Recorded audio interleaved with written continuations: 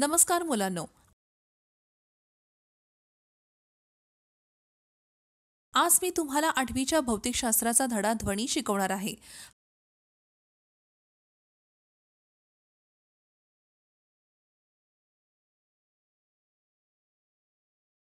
हा ध्वनीचा पहिला भाग आहे. हा धडा पूर्ण झाल्यानंतर विद्यार्थी हे करू शकतील.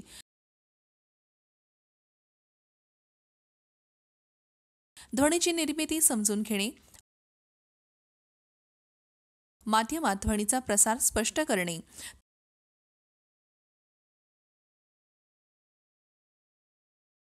तरंग लांबी आणि त्याचे एकक यांची व्याख्या,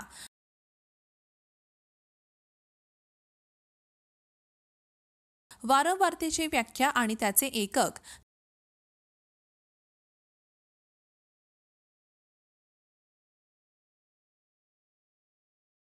तरंग लांबी आणि वारंवारतेशी संबंधित संख्यात्मक उदाहरणे, ध्वनीचा प्रसार कोणत्या घटकांवर अवलंबून असतो ते घटक,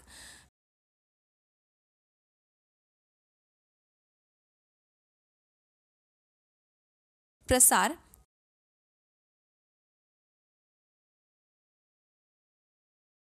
तरंग लांबी, वारंवारता,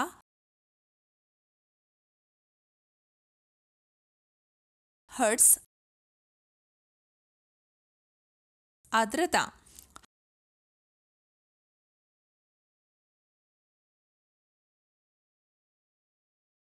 हा ध्वनीचा स्मृती नकाशा आहे.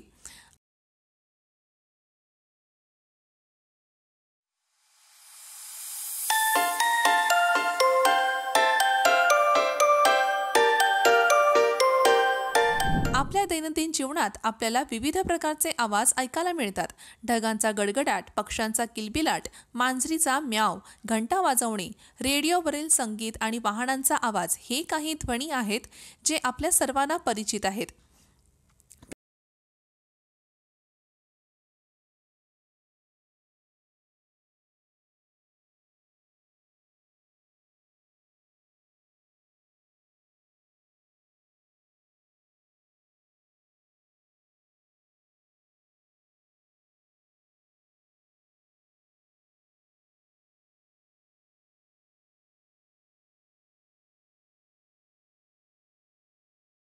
प्रत्येक ध्वनीची विशिष्ट वैशिष्ट्ये असतात. ध्वनी आपल्याला एकमेकांशी संवाद साधण्यास सक्षम करते.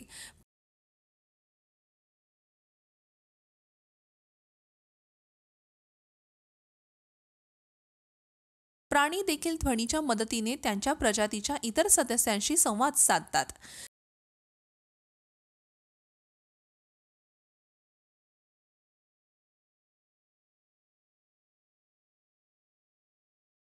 संगीतासारखे काही ध्वनी आपल्याला आनंददायी वाटतात आणि आपल्याला ते ऐकायला आवडतात.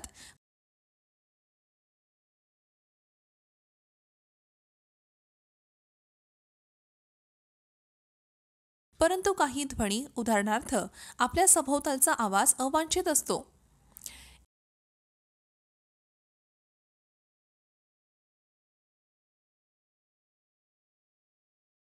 एक धातूची प्लेट किंवा तवा घेतला आहे.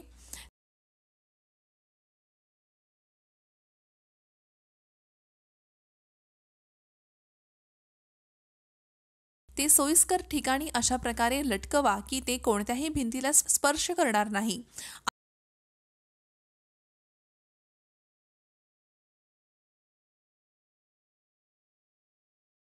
आता त्यावर काठीने मारा.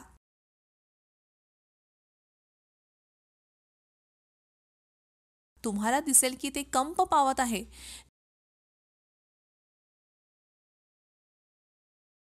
जेव्हा एखादी वस्तू कंपन करण्यास सेट केली जाते तेव्हा ध्वनी निर्माण होतो. कंपन म्हणजे कणाची एक प्रकारची जलद पुढे पुढे हालचाल. कणाच्या या पुढे पुढे हालचालीमुळे त्याच्या सभोवतालच्या पदार्थांना कंपन होते.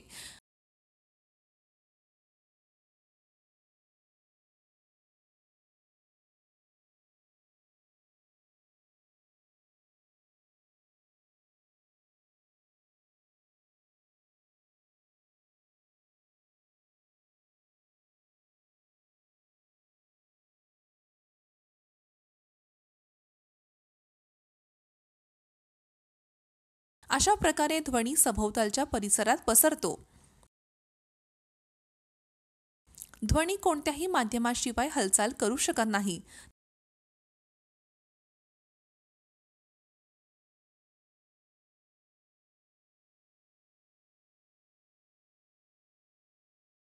तसे माध्यम म्हणजे काय? ज्या पदार्थांद्वारे ध्वनी प्रसारित केला जातो त्याला माध्यम म्हणतात.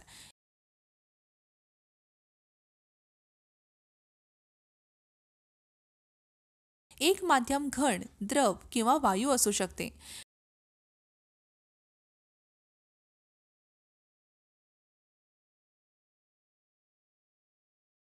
ध्वनी उगमाच्या बिंदूपासून श्रोत्यांपर्यंत एका माध्यमातून जातो.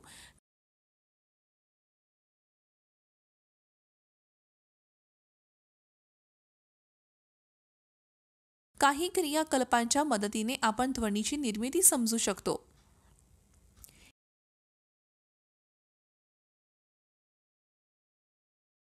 एक बेल जार, काचेची बरणी आणि एक मोबाईल फोन घेतला आहे. मोबाईल फोनवरील संगीत चालू करा आणि ते जार बरणीमध्ये ठेवा. आता व्हॅक्यूम पंप, हवा वेचणारा पंप वापरून बेल जारमधून हवा बाहेर काढा.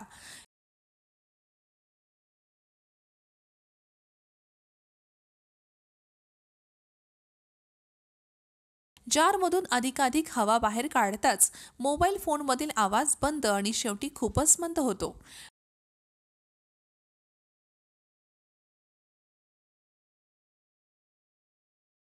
या प्रयोगातून असे स्पष्ट होते की ध्वनी व्हॅक्यूममध्ये निर्वात पोकळी प्रवास करू शकत नाही आणि त्याला हवेसारखे माध्यम आवश्यक आहे.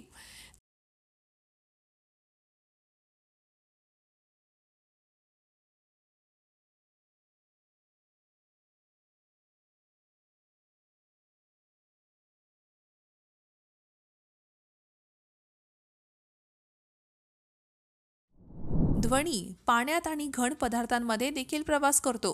द्रव पदार्थांपेक्षा घन पदार्थांमध्ये ध्वनीचा वेग जास्त असतो आणि वायूंमध्ये तो खूपच कमी असतो.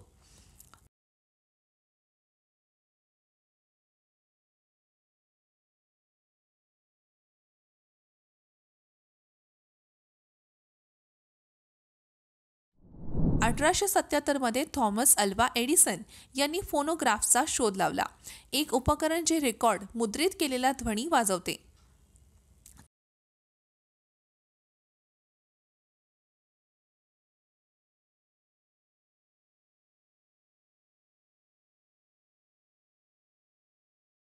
तरंगलांबी म्हणजे कंपनाच्या एकाच टप्प्यात असलेल्या दोन सलग कणांमधील अंतर. ते ग्रीक अक्षर गामाने दर्शवले जाते.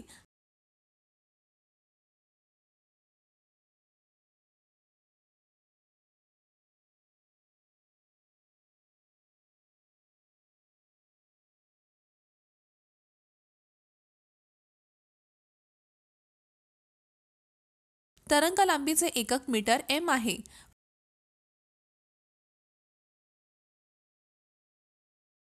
फ्रिक्वेन्सी वारंवारता म्हणजे माध्यमातील एका कणाच्या एका सेकंदात होणाऱ्या कंपनांची संख्या. ती एन ने दर्शवले जाते.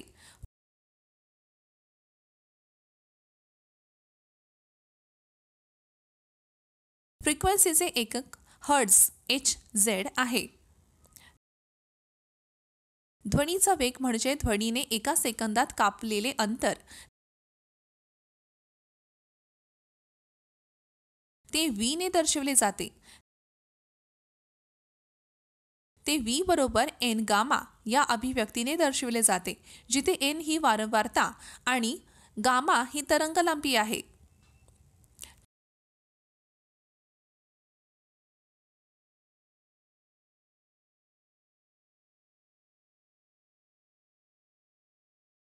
त्याशी संबंधित एक उदाहरण सोडवूया. ते उदाहरण असे आहे की ध्वनीची वारंवारता 50 हर्ट्झ आणि तरंगलांबी 10 मीटर असते. ध्वनीचा वेग किती आहे?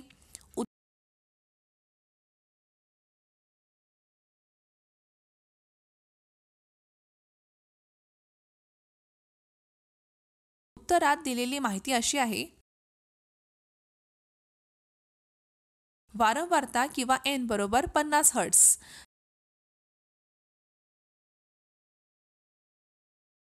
तरंग लांबी किंवा गामा बरोबर 10 मीटर.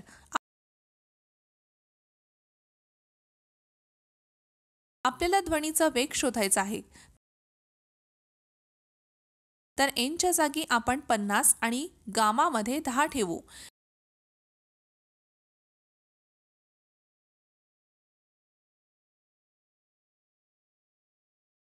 जर आपण त्यांना एकत्र गुणाकार केला तर आपल्याला ध्वनीचा वेग मिळेल जो 500 ms वजा 1.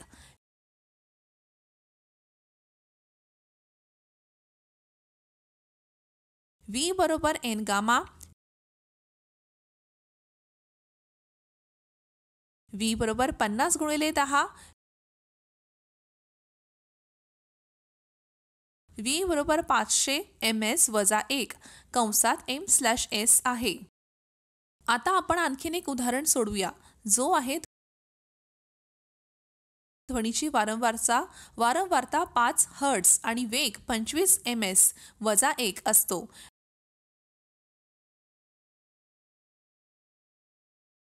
ध्वनीची तरंग लांबी किती आहे? उत्तरात दिलेली माहिती अशी आहे. वारंवारता किंवा एन बरोबर 5 हर्ट्झ. वेग किंवा V बरोबर 25 ms वजा 1. आपल्याला ध्वनीची तरंग लांबी किंवा गामा शोधायची आहे. तर एनच्या जागी आपण 5 आणि V मध्ये 25 ठेवू.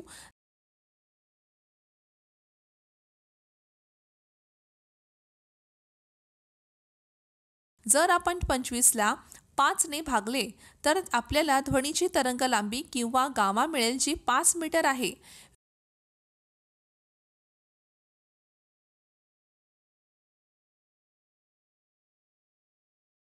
V बरोबर एन गामा. गामा बरोबर V/n बरोबर 25/5 बरोबर 5 मीटर.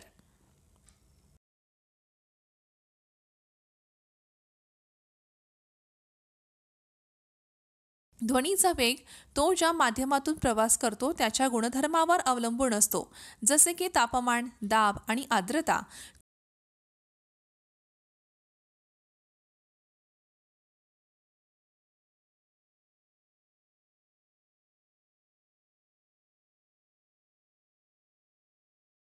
कोणत्याही माध्यमात तापमान वाढल्याने ध्वनीचा वेग देखील वाढतो.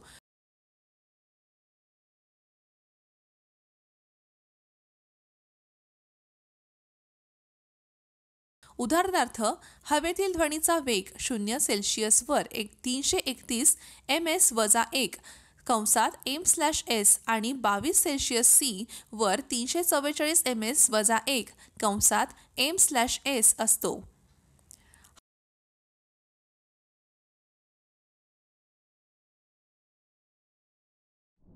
हवेत असलेल्या पाण्याच्या वाफेचे प्रमाण आर्द्रता म्हणून ओळखले जाते.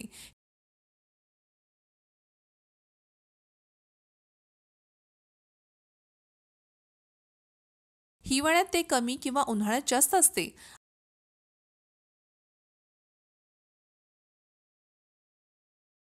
आर्द्रता वाढल्याने ध्वनीचा वेग वाढतो.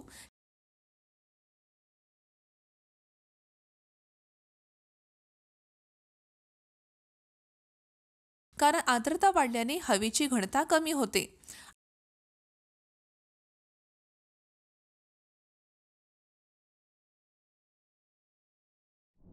आपण पाहिले आहे की ध्वनी वेगवेगळ्या माध्यमांमध्ये वेगवेगळ्या वेगाने प्रवास करतो. आता आपण पाहूया की तो एका माध्यमात कसा प्रवास करतो.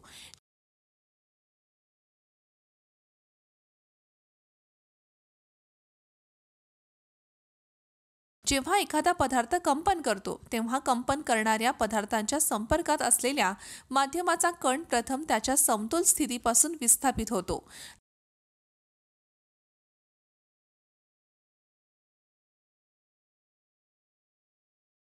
नंतर तो लगतच्या कणावर बल लावतो.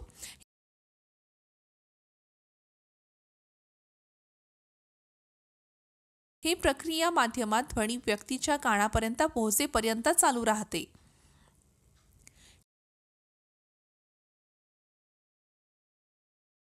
हे समजून घेण्यासाठी आपण कंपन करणाऱ्या ट्युनिंग फोकचा स्वर शूल हा आपटला असता ठराविक सूरच काढतो.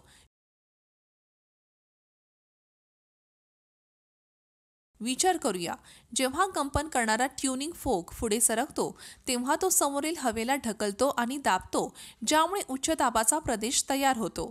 या प्रदेशाला कॉम्प्रेशन सी आकुंचन संकोचन म्हणतात.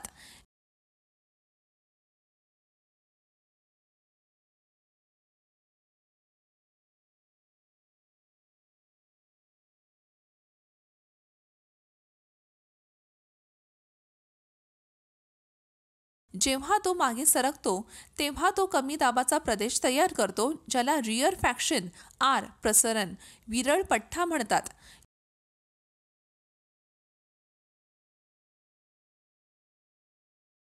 या कॉम्प्रेशन आणि रेअर फॅक्शनमुळे ध्वनी लहरी निर्माण होतात, जी माध्यमातून पसरते.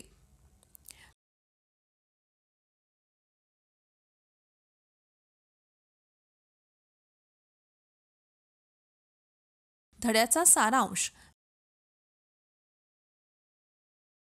ध्वनी माध्यमातून प्रसारित होतो आणि ते माध्यम घन, द्रव किंवा वायू असू शकते.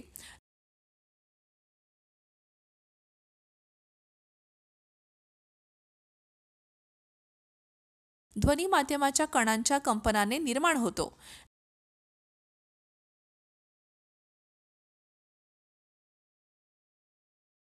ध्वनी हा ऊर्जेचा एक प्रकार आहे, जो कंपनाच्या स्वरूपात हवेतून किंवा इतर कोणत्याही माध्यमातून लाटांच्या स्वरूपात प्रसारित होतो.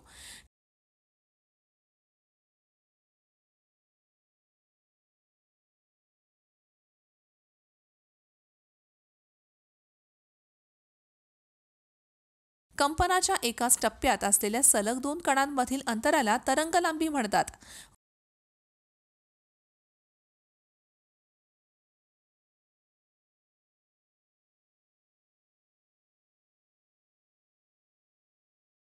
वारंवारता म्हणजे एका सेकंदात त्या माध्यमातील कणाच्या कंपनांची संख्या.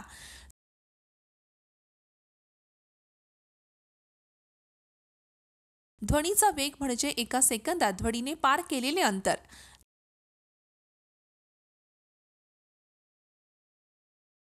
ध्वनीचा वेग तो ज्या माध्यमातून प्रवास करतो त्याच्या गुणधर्मावर अवलंबून असतो, जसे की तापमान, दाब आणि आर्द्रता.